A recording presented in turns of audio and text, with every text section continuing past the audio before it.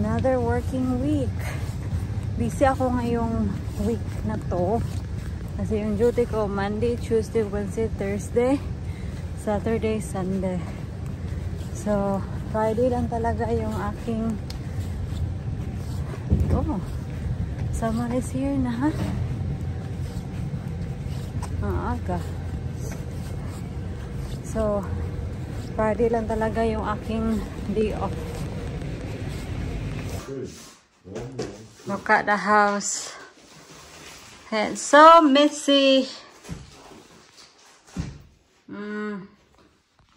So, dito kasi, tatanggalin na to dito. Kasi dito, gagawin to as a doorway. Naku, dyan. Update mga loves. So, ito na. Ginawa na ni Mr. yung ano dito. So, yung door dito is a sliding door. So, ito yung dalawang door. Nabili niya. Yan. So, we need to arrange this one kasi tatanggalin na to dito. Uy! Oh, diba? Ang ano dito, ang mga nakalagay is mga shopping bag na nakatambak. So, we need to put them somewhere else. Millions of shopping bags. If you're always going shopping. How many shopping bags, John? Look, we got a sponge here. Oh, is there now? Ah, we got a net. Oh yeah. Oh, this is it. Once we have our apple, then we can use this. Look, oh. May mga net pala dito. Oh, very good. I see the cherry tree got blossom this time. Huh? Cherry tree got blossom. Yeah. Oh, this is exciting.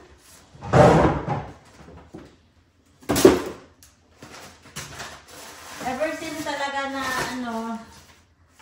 pagpunta ko dito, hindi ko to ginalaw. Just like sa ilalim ng hagdanan namin, may storage din doon. Hindi ko siya ginagalaw kasi I don't know what he got in there. Sabi ko, kung ano yung ikikip mo dyan and ano yung itatapon, you sort it yourself kasi baka kung may mga itapon ako at kailangan pala niya. Oh, honey! Look! Tingnan niyo mga palangka. My P-plate, new driver. It's in here. That's why we cannot find it because I think Ate Janice, did he mention something or a learner place? Can't remember, but yeah. Dito pala, yung P-plate ko. It's not mandatory, Jan, isn't it, to put a P-plate after you pass your driving exam? Yeah. It's not? No. Yeah, it's not mandatory, but it is just that, you know, para mas gentle or kinder yung ibang driver sa'yo, maglagay ka ng P-plate.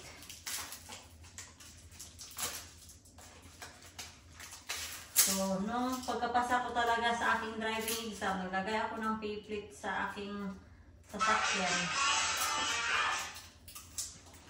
Halos dito mga loves, mga tambak-tambak. O, diba? O, meron tayong coat hanger dito. Or something.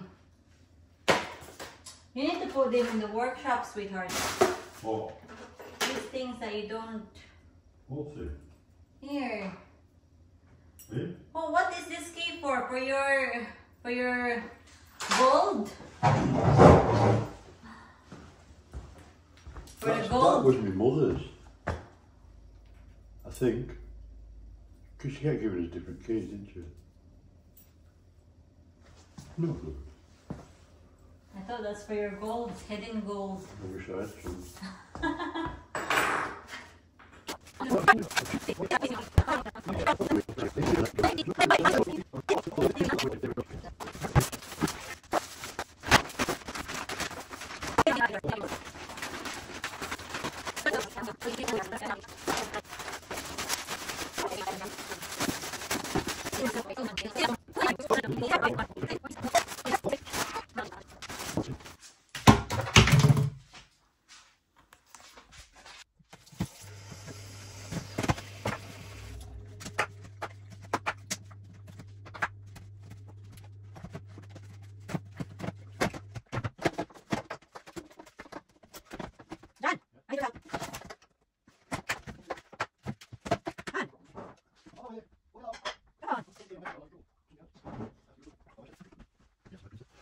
Oh, can you not get it out, darling? What was the problem? Did there seem to be a problem? I thought you're good at getting things out. No, you know that I can't.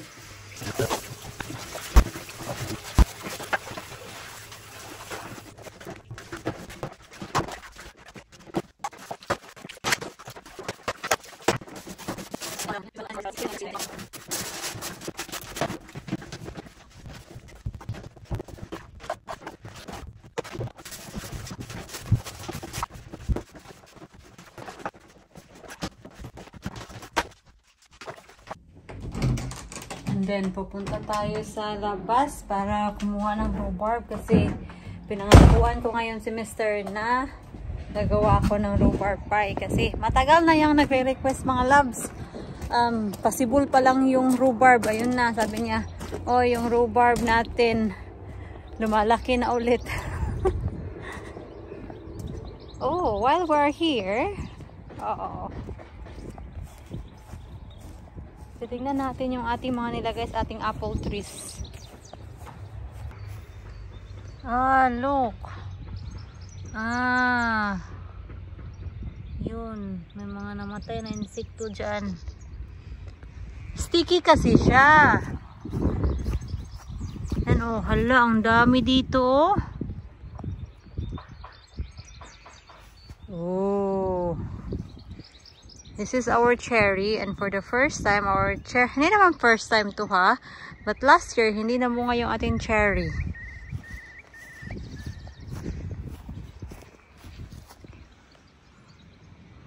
Effective nga to, itong mga nilagay natin dito. I'm not sure how long they will last.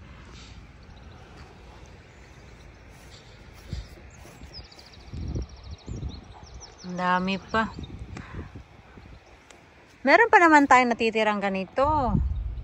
So, I think yung mga malalaking puno na ganito na sila ba, may length na siya talaga, maglagay tayo ng more. Yan, nilagyan natin sila lahat.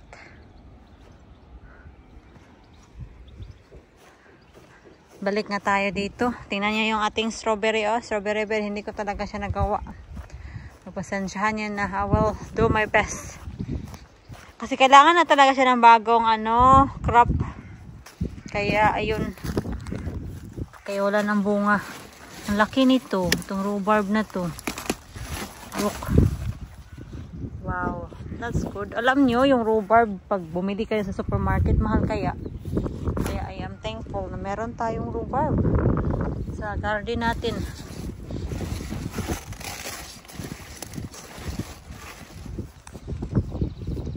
Kung gusto nyo ng rhubarb, hala, just message me. May magdala ako ng rhubarb.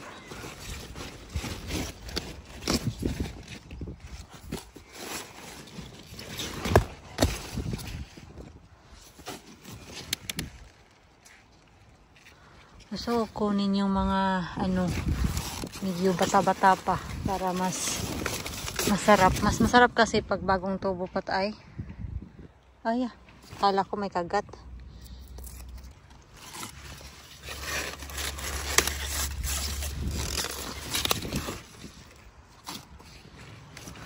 Natutuwa talaga yun si Mr. Kasi tinutuo ko yung pangako ko.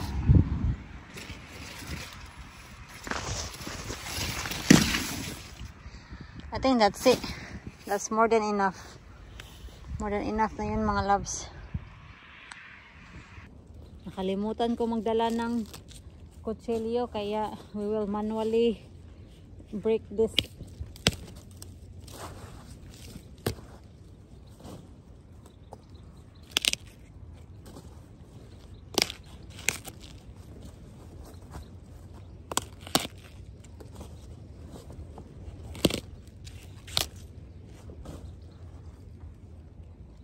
Walang problema kung walang kutsilyo. Saan na ba yun si Mr.?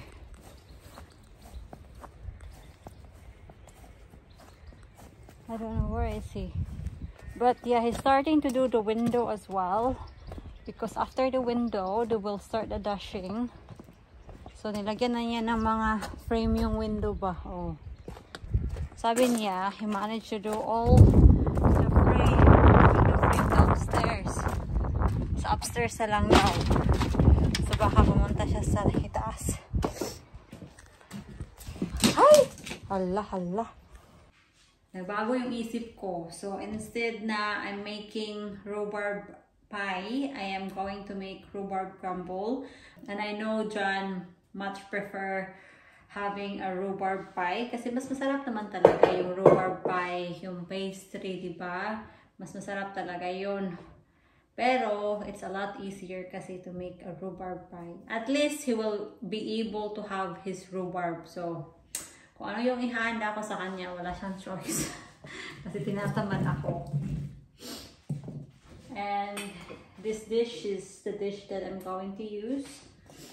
And then this time, actually, I am not peeling my, rhubarb.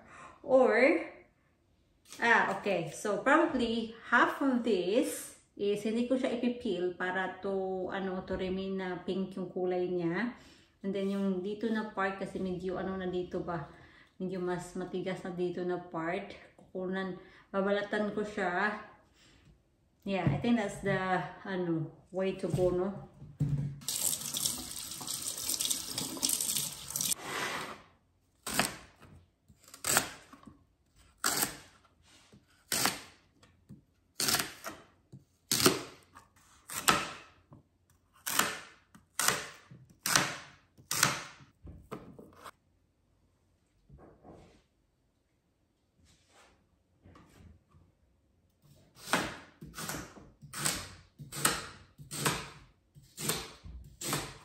This time mga loves, itong rhubarb natin, lalagyan ko siya ng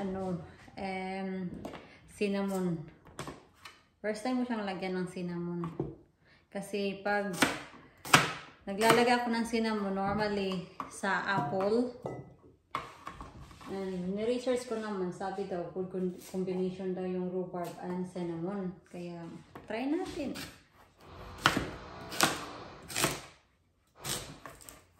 Mag-grocery kami mamaya kasi meron akong trabaho Saturday, Sunday. I think that's enough.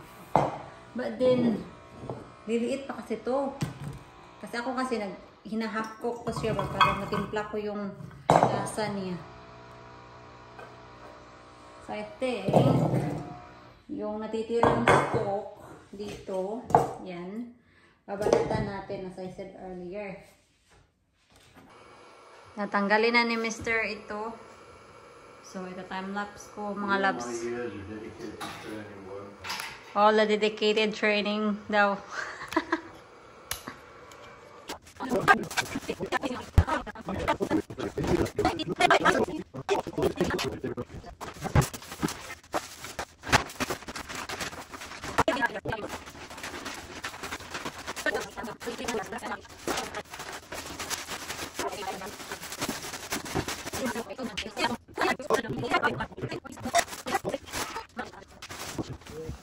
Oh no.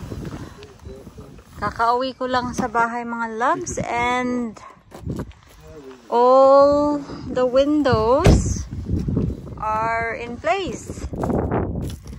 Sa bahay, yeah. Up and down. So, there's one window missing. There's one window. It's cracked. Which one?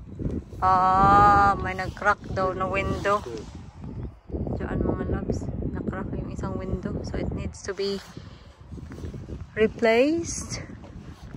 Yeah. Oh, You no. see the door? Oh, yeah. Look. The door is here now. Let's go. Oh my God. This is a bit different. And there's no door in here now. Yeah, slightly warm up insulation.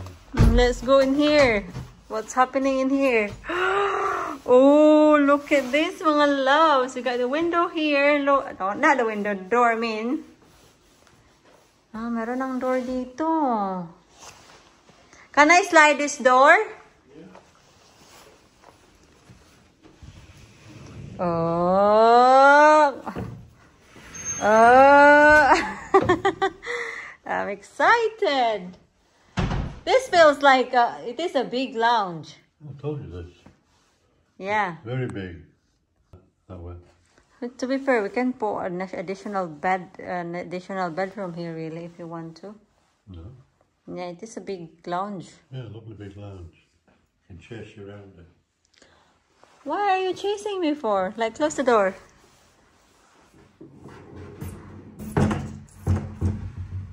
Yeah, it's nice. I've got things to put on yet to stop them doing that. Yeah. I'll put one in more. We're quite a bit of fun. Okay.